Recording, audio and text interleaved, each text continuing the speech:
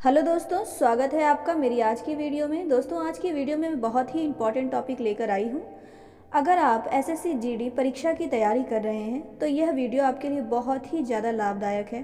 दोस्तों, SSC GD परीक्षा में लगातार पूछे जा रहे जनगणना से कुछ ऐसे सवाल हैं जो मैं अपनी आज की वीडियो में आप सभी के लिए लेकर आई हूँ। यकीन मानिए, अगर आप इन क्वेश्चन को पढ़ लेते हैं, जान लेते हैं, समझ लेते हैं तो आपको कोई और वीडियो देखने की आवश्यकता नहीं पड़ेगी जनगणना से रिलेटेड। चलिए वीडियो शुरू करते हैं दोस्तों। देखिए, पहला क्वेश्चन है, विश्व में जनगणना की शुरुआत कब हुई? तो इसका राइट आंसर हो जाएगा दोस्तों 1749 में स्वीडन ने की थी विश्व में जनगणना की शुरुआत। याद रखिएगा, पूरे विश्व में स्वीडन ने 1749 में जनगणना की शुरुआत की थी। और अगर हम देखें, दूसरा क्वेश्चन हो जाएगा, विश्व में दशकीय जनगणना की शुरुआत वर्ष 1790 में यूएसए ने की थी।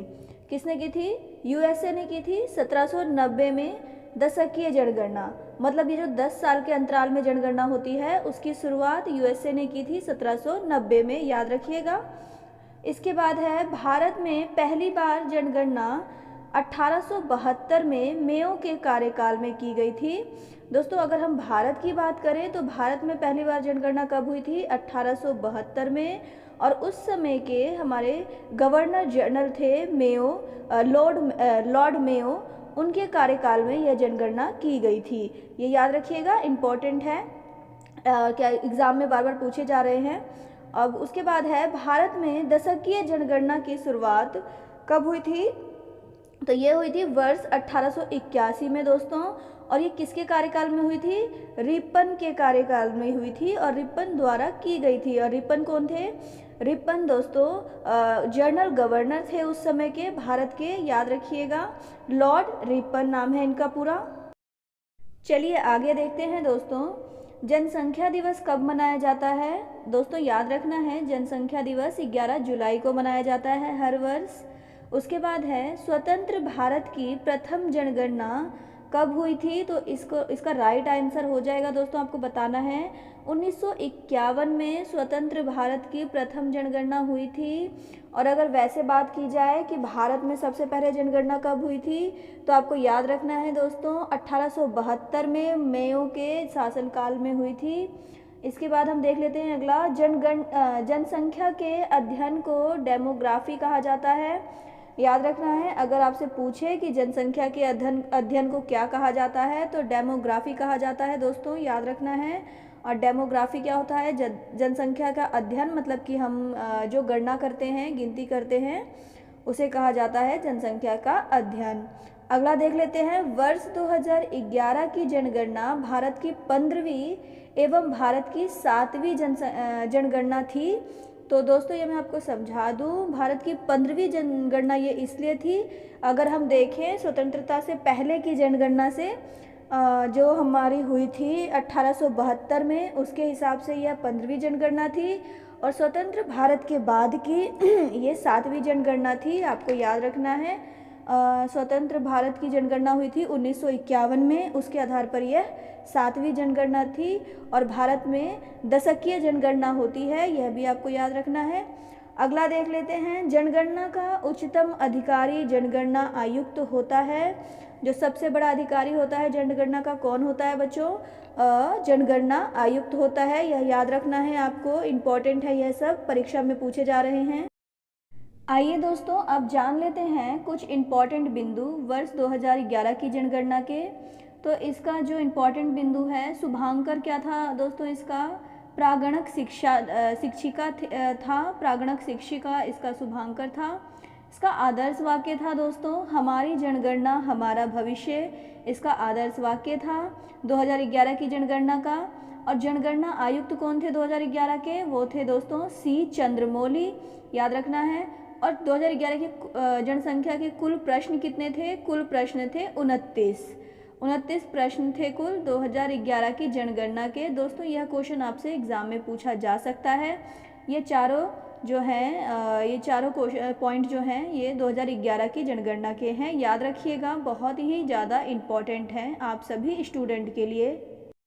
दोस्तों अब वर्ष 2011 के बाद हमारे भारत देश में जनगणना होने वाली थी दशकीय 2021 में, जो कि कोरोना वायरस की वजह से नहीं हो पाई।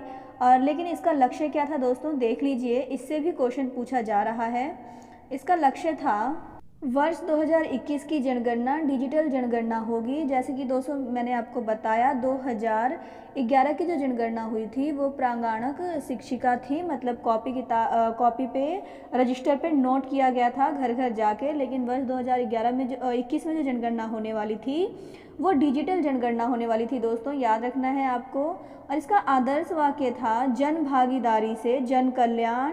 दोस्तों 2021 की जनगणना का जो क्या कहते हैं आदर्श वाक्य था जन भागीदारी से जन कल्याण। जनगणना आयुक्त नियुक्त नहीं हुए थे। इसके कुल प्रश्न थे दोस्तों 31। इसके कुल प्रश्न 31 थे, आपको यह याद रखना है। चलिए कुछ और महत्वपूर्ण बिंदु देख लेते हैं। भारत की जनगणना 2011 में जो हुई थी तो उसमें जो कुल जनसंख्या थी वो ये थी दोस्तों, यहाँ पे मैंने लिख दी है, माफ़ कीजिएगा मेरी गणित इतनी अच्छी है नहीं, आप लोग देख लीजिएगा। दूसरा पॉइंट देख लेते हैं दोस्तों, विश्व की जनसंख्या की प्रतिशत, जो पूरी दुनिया में जो जनसंख्या थी उसमें हमारा भारत का जो प्रतिशत है वो है 17.5%। दोस्तों याद रखना है 100% पूरी दुनिया का है, उसमें हमारे भारत का कितना भागीदारी है जनसंख्या की 17.5। ठीक है, अगला देख लेते हैं जनसंख्या में पुरुषों का प्रतिशत। अब देखिए दोस्तों जनसंख्या 100% ये हमारी पूरी है, 17.5 जो है वो भारत की 100% है। अब इसमें जो पुरुषों का प्रतिशत था वो ज़्यादा था महिलाओं के मुकाबले, तो कितना था 51.47%। जनसंख्या में महिलाओं का प्रतिशत कितना था दोस्तों, तो इसका है राइट आंसर 48.53%। याद रखना है पुरुषों की जनसंख्या ज़्यादा थी महिलाओं के मुकाबले। अब देख लेते हैं कि 2001 से 2011 के मध्य दशकीय वृद्धि दर कितनी थी, इनके बीच में कितनी वृद्धि हुई थी जनसंख्या की, तो वो थी 17.9%। याद रखना है 10 साल में 17.9% जनसंख्या की वृद्धि हुई थी। चलिए अगले महत्वपूर्ण पॉइंट देख लेते हैं, सर्वाधिक दशकीय वृद्धि वाला राज्य कौन सा है। दोस्तों देखिए वो तो था पूरे भारत का, मैंने अभी आपको प्रतिशत बताया है। अब कोई राज्य भी तो होगा ना जिसमें सबसे ज़्यादा जनसंख्या की वृद्धि हुई है, तो वो राज्य है दोस्तों मेघालय, जिसमें वृद्धि हुई है जनसंख्या की 17.70%। याद रखना है दोस्तों आपको। और ये कब से कब तक की है, 1 से 11 तक की है। ठीक है, ये भी याद रखिए। उसके बाद है न्यूनतम दशकीय वृद्धि वाला राज्य, जहाँ पे सबसे कम जनसंख्या की वृद्धि हुई है वो कौन सा राज्य है दोस्तों, नागालैंड है, जहाँ पे 0.6 दशमलव की वृद्धि हुई है। अब देख लेते हैं सर्वाधिक दशकीय वृद्धि वाला केंद्र शासित प्रदेश, जहाँ पे ऐसा कौन सा केंद्र शासित प्रदेश है जिसमें सबसे ज़्यादा जनसंख्या वृद्धि दर है, तो वो था 2011 की जनगणना के अनुसार दादर नगर हवेली, जो कि अब उसका नाम बदल गया है। इसमें वृद्धि दर कितनी थी दोस्तों, 55.5 दशमलव। याद रखना है 55.5 दशमलव। न्यूनतम दशकीय वृद्धि वाला केंद्र शासित प्रदेश कौन सा था जहाँ पे सबसे कम जनसंख्या वृद्धि हुई है 2001 से 2011 तक, तो ये था लक्षद्वीप, आपको याद रखना है। और इसकी वृद्धि दर थी 6.3%, यह भी याद रखना है। दोस्तों ये सभी जो क्वेश्चन या पॉइंट मैंने आपको करवाए हैं ये बहुत ही ज़्यादा इम्पॉर्टेंट हैं, ये चल रही एसएससी जीडी परीक्षा में पूछे जा रहे हैं, पूछे जाने वाले हैं, याद रखिएगा। मैंने आपको जनगणना का निचोड़ करा दिया है। दोस्तों अगर आपको वीडियो अच्छी लगी हो तो वीडियो को लाइक कर दीजिएगा, शेयर कर दीजिएगा और कमेंट ज़रूर करिएगा कि आपको यह वीडियो कैसी लगी, आपको कितने आंसर पहले से पता थे या फिर मैंने इसमें कोई गलती आपको बताई है। और मेरे YouTube channel Priyanka free GK study को सब्सक्राइब कर लीजिएगा, बेल आइकन को दबा दीजिएगा ताकि आपके पास नोटिफिकेशन आ जाए।